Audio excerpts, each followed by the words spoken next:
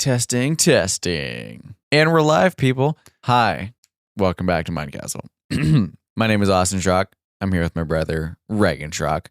And if you listened to our last episode, we talked about the almanac. The almanac of Naval Ravikant. Naval Ravikant. That is I think it might be Ravikant. I'm not sure. Ravikant. Anyway, it was very interesting, and it went longer than we anticipated. And so we decided, hey, you know what? We should just end it and do a second part because this book is really good, full of really, really interesting wisdom. So if you're not familiar with Naval Ravikant. Nailed it.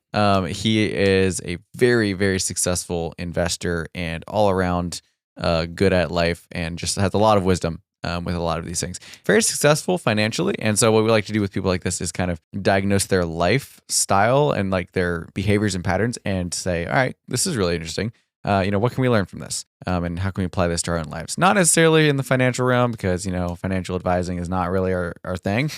Reagan is going to be doing most of the stuff on this because he's actually read the book. I haven't read it yet. So Reagan, where did we end last time? Page 40 of 200? Yeah, we ended on around page 41. So we're basically halfway. Yeah, pretty much. So one of the key pieces he was leaving with us is this whole concept of specific knowledge. Yes. Like your unique curiosities, and in a sense, like it's almost this concept of don't swim upstream, swim downstream with what your talents are. Yeah. Not meaning don't challenge yourself. Challenging yourself is very important. But finding those things that naturally are really interesting to you and like, ooh, that's kind of cool.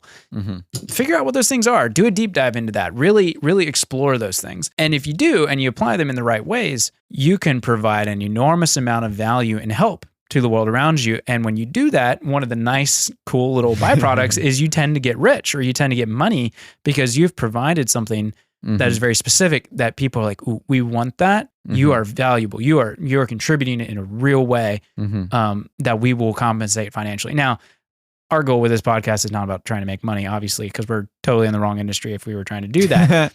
Yep. But it's still... Give us 30 years, maybe we'll be somewhere. Exactly. The point still applies, but not as much in the money side, which is fine. And that's actually kind of his point with this book. He's not necessarily... Yeah, he's using it more as an example. From there, he pivots slightly. And I was like, okay, so someone like this who has done so well, how do they think, actually, really? Like, so he laid out some principles for us, but like, how does he think? He said, well, one of the things he really pushes, this is in my words, but baseline reality is really important. That sounds like Elon Musk a little bit. So going back to a couple episodes ago, or the beginning of this, whatever we're calling this, our season or whatever, after we took a break and then we started back in, really tackling this concept of first principles. What makes, someone like Elon Musk so crazy successful? Yes. And it comes back to he has certain principles that are like, this is foundational to reality and how it works. And if I can figure out how to solve that problem, first off, it will A, be really good for the human race. Yay.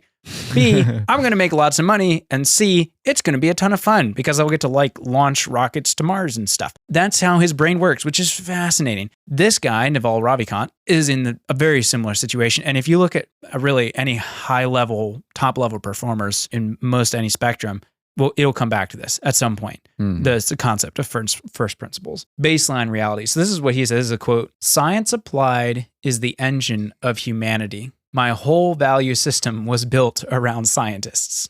Okay. Do you follow what he's getting at? So read the first quote again. "Science applied is the engine of humanity. My whole value system was built around scientists." So like when he's trying to figure out, okay, where should I go with life? Like where's he's like following trends, and especially he did investing and things. Where are these things going? And so he was using these concepts of science, physics, math, whatever, that are like non-negotiables, laws of the universe kind of stuff. And he used that as the cornerstone, the beginning piece for a lot of his, I'm assuming maybe even all of his core life ideas or like decision-making processes. So what I wrote is like, what are the foundational principles of the universe? in a science, and I'm speaking particularly in a scientific manner. We're not getting into like philosophical or religious. Yeah. We would kind of compartmentalize those maybe for another episode, because those are every bit as important, because you will make decisions based, say, on your religious views, that won't as much make sense from a scientific view sometimes. And that's okay. That's totally cool. Like you, as long as you got it squared away in your head and you really understand that and you walk through it properly, that's fine. But that's not what we're talking about today. Right. So cool. One of those, for example, that he uses is the concept of compounding interest. Yes. From a financial perspective. Remember that book? Yep. I love compounding interest stuff. It's so cool. It's fascinating. You put in $1 today and over time it becomes a lot more when you use an 8% annual return on the S&P 500 compounding over, 25 years, your $1 turns into, what is it? Do you remember? I don't know. No, I don't. It's like $1 turns into like $20 over 20 years or something. With compounding interest or something just sounds about right. Don't quote those numbers. It's probably way wrong. There's calculators on the internet that will show you the power of compounding interest, but it is crazy.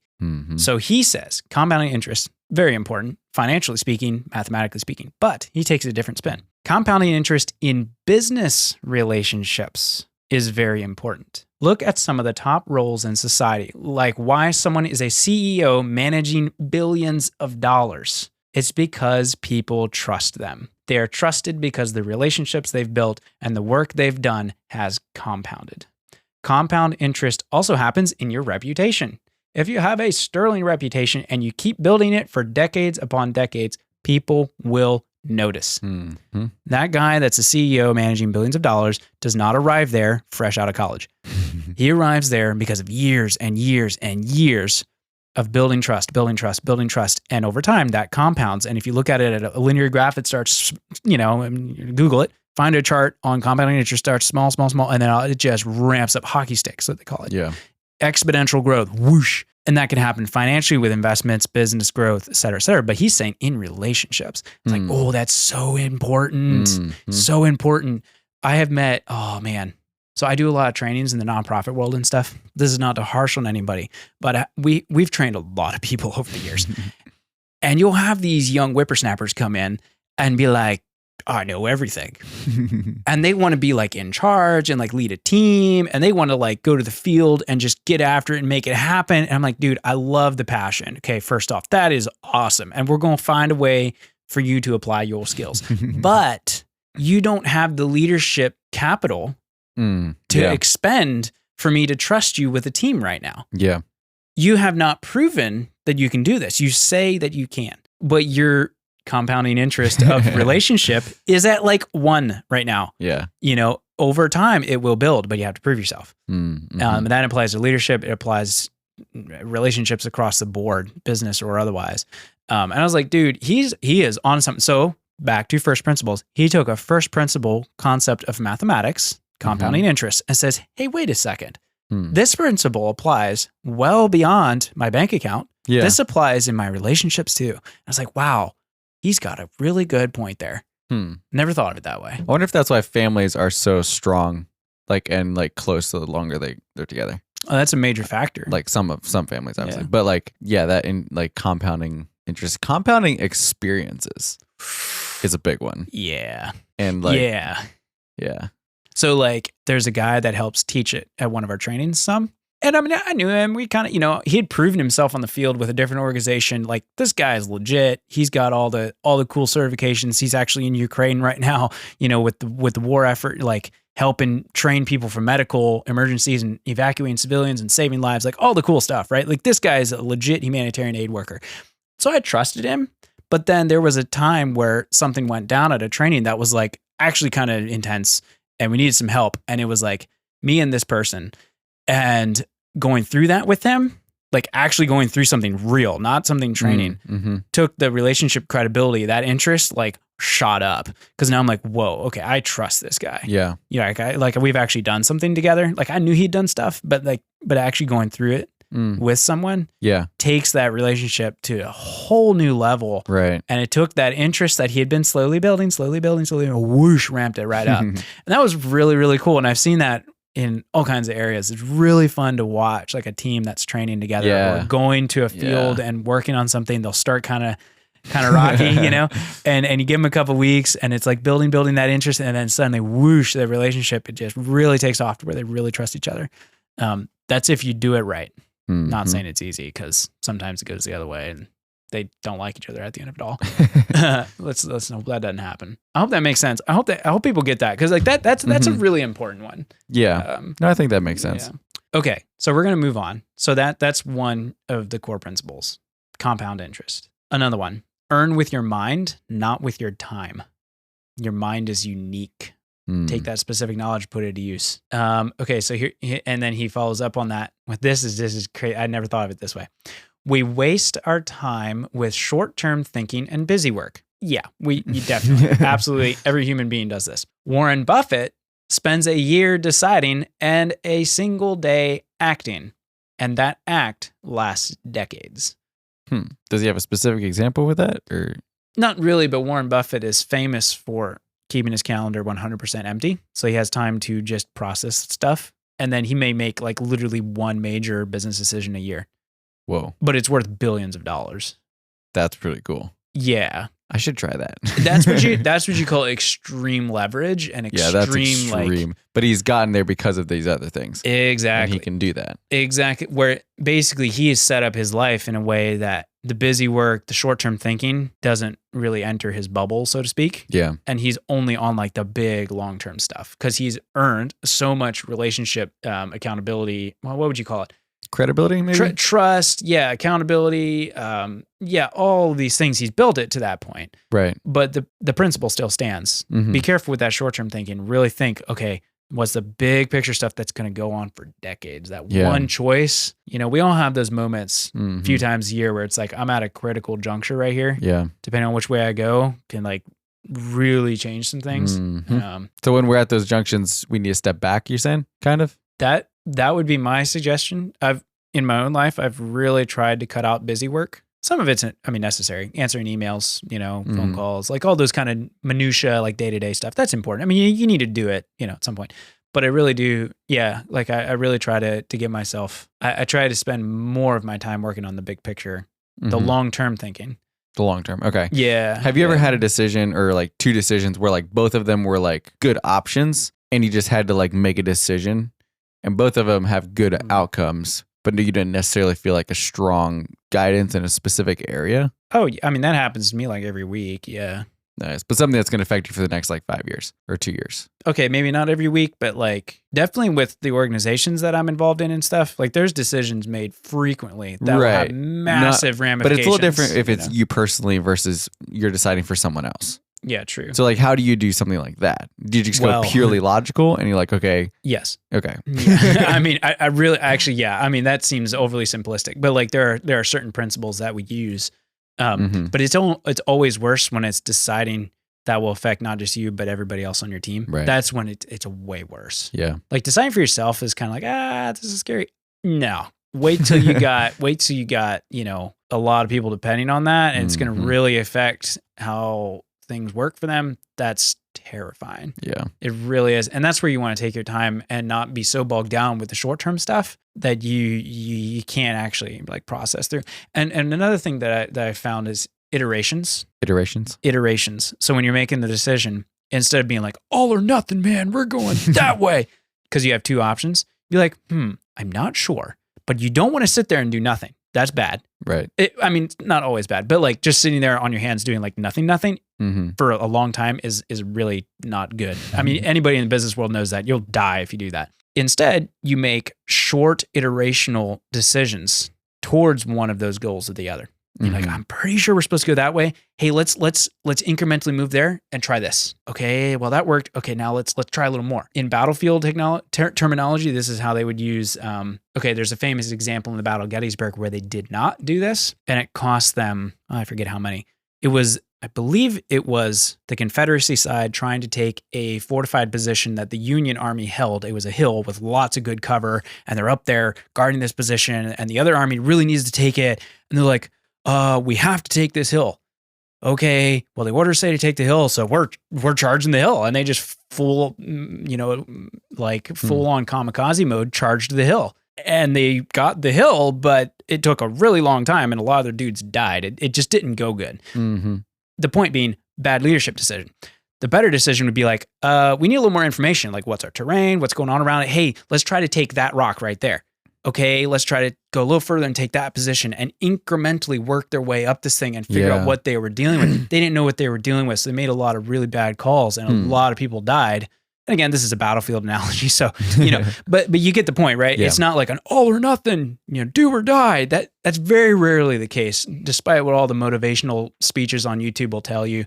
That's not necessarily a good idea, because what happens is you have at that point committed, again, using military terminology, but you've committed your forces to a point of no return. They're storming that hill, man. Like you're just too late. You're committed at that point. You get it or you don't. Yeah, it's like in World War I when you pop out of the trenches and you're charging the other enemy line. You're committed at that point. You can't be like, oh wait, hold up. Actually, we got a better idea. You guys come back. Let's try this a different way. It's too late. You're full committed.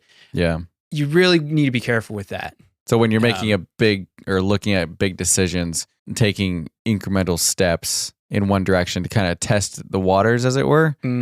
Okay. That way, if you do need to turn back, it's not like you're fully in, all committed, no turning back. So this is bad. Don't do this. But if you were gambling, let's pretend you're playing poker. Yeah. First hand, you're like, I got a pretty good hand, all in.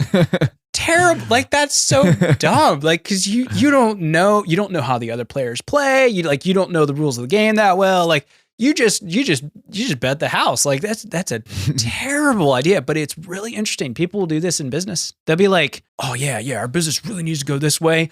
All in, man. Like, let's spend all our money and get this new piece of equipment and it's going to be great. And then the economy crashes and they don't have any money and they go under. Wait a minute. Like, you didn't have to do that. Like, you self-sabotage yourself. Like, you just died for no reason. Anyway, we're really hammering this point, but this is really important. And we train this, in a lot of our trains. This is why it really means a lot to me. Taking those times with those decisions and making sure, back to Warren Buffett, he may take a whole year getting up to the big kaboom, we're doing this, but he had all these feelers that he's putting out. Proof of concept. Will this work? Test it. Test and learn, as they say. Test and learn. And it works. It really does. I've seen like people use this, all kinds of situations, even in like what we do with humanitarian aid and stuff. You gotta be real careful. Just full commit sending someone into something, and you're like, well, you don't really know what's out there. Like, we need to test this out, explore it, feel it, push on that door. See, is it open or not? Yeah. That's a good point. At this rate, we will be on episode 13. Dude, I'm telling you, this is good stuff. This is crazy. I'm throwing in all kinds of stuff I'm pulling from. Yeah, he didn't say all that in the book, but that was free, guys. You're welcome. So moving on, Warren Buffett. That's where we ended. A year deciding, one day acting. Very important. Iterational decision making. When you have two good options, which one's the best? That's what I would say. Anyways, going to pivot just slightly. I love this quote. Money is not going to solve all your problems, but it's going to solve all your money problems. I like that. Because we kind of get this like pious, like, ooh, I'm better than you. Money is not important. I'm like, well, no. But if it means like you don't have food for your family, like, or this whole thing, well, money doesn't buy happiness. Well, no, duh. We all know that, because we all know wealthy people that are sad. But we also know poor people who are very much struggling to survive, and it sure ain't fun either. So like, money will solve your money problems. And that's where his point with that. You got to be practical. Yeah. Money isn't the answer. That's the one extreme or the other, like we were talking about earlier. Yeah. It's like all over here. Yeah, all or nothing. Yeah. But that's his point. And this is coming from an extremely wealthy person. He can say this. Yeah. Money will not solve all your problems, but it will solve your money problems, because he grew up very poor. And he's like, well, that's not fun. Like, I at least don't want to have money problems. Like, if I can at least solve that part, that's cool.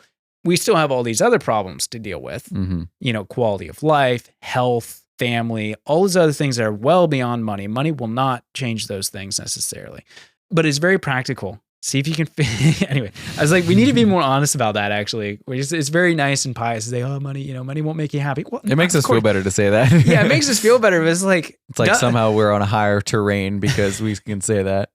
And I don't know, for me, I was like, well, yeah, of course money doesn't solve all your problems. But then again, if you're broke and your car breaks down and you can't afford a new car, like, that is very stressful. Yeah. And now you can't get to work, and now you're going to lose your job. And like, that's not cool. That's not fun. Nobody's happy when that happens. So, okay, maybe there's a few people that are, but like, not fun.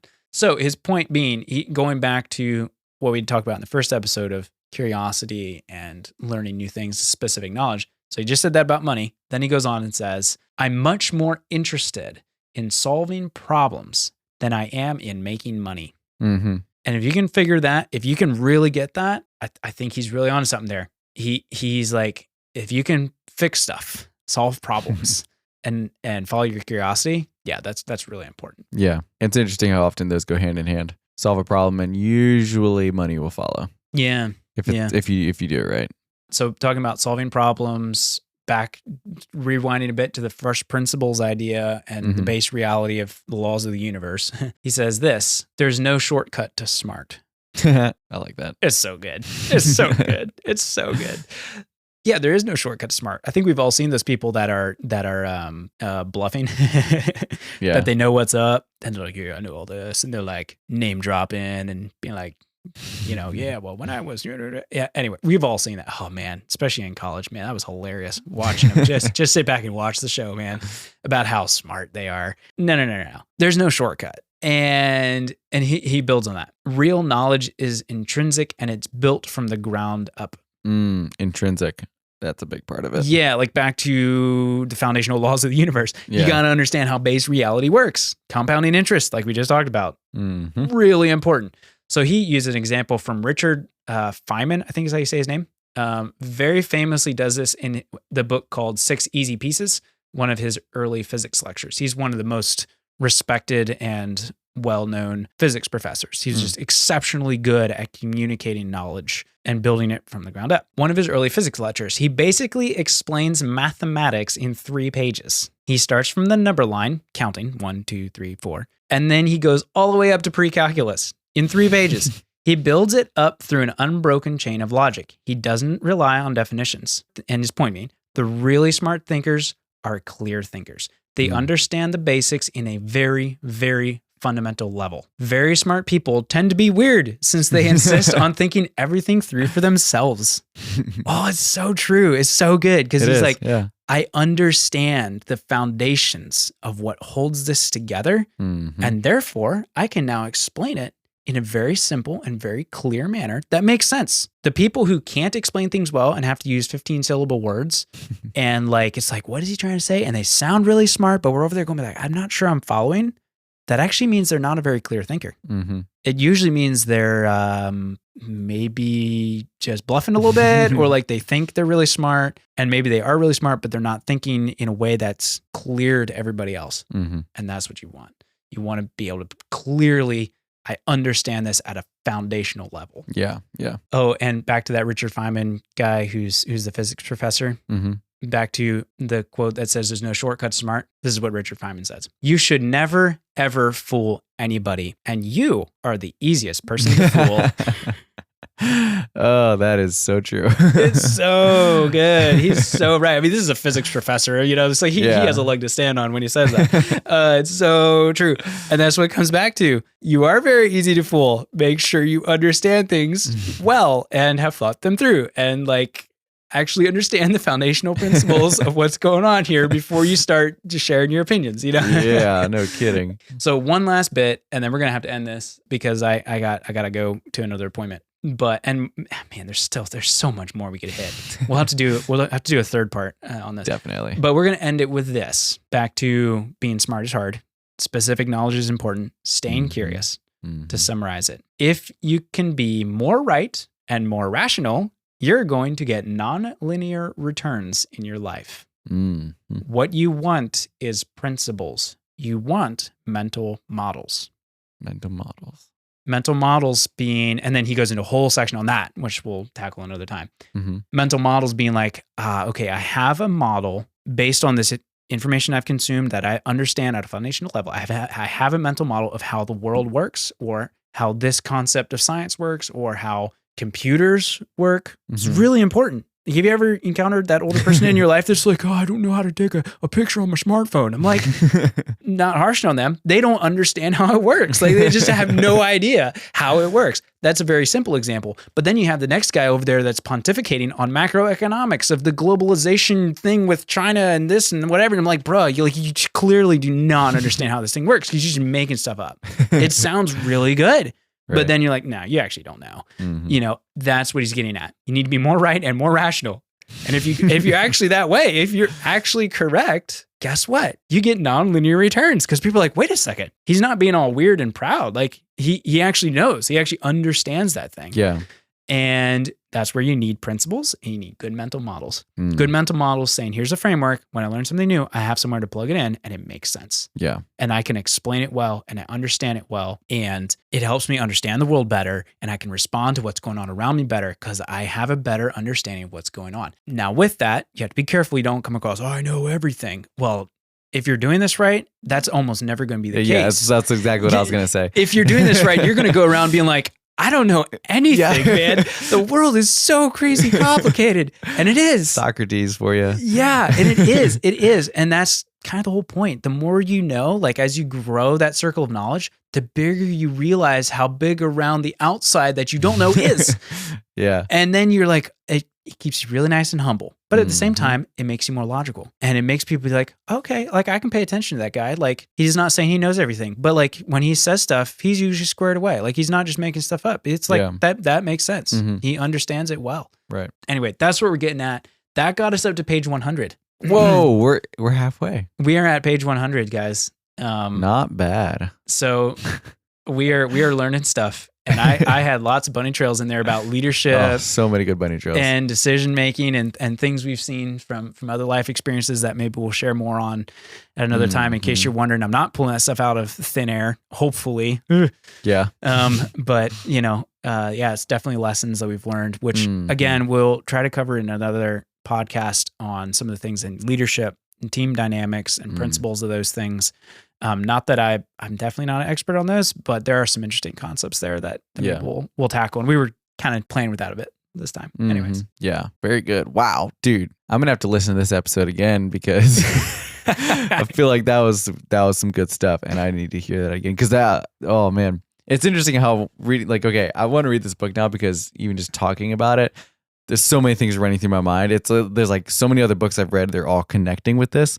Yeah. And I'm just like, dude, like, these people that are that successful, they kind of have a lot of similarities and I'm starting to finally connect the dots and that's really cool. Alrighty, well, that's going to wrap this episode up. Reagan has another podcast to do after this, which you should definitely check out. You can find it on his website at reagantrock.com. You can also find me at austintrock.com and all over the place at our names and stuff on all the social media interwebs places. Anyway, we'll be back next week with another episode for you. Feel free to let us know or leave us a review so we know how we're doing with these episodes. You want them shorter, longer, topics, email us. We would love to hear from you. It would be great. So prepare for part 3 and 4 and 7 of this book. Who knows where this will ever, I don't know if this will ever end. It might not. Okay. Yeah, it definitely will. All right. See you guys. Bye.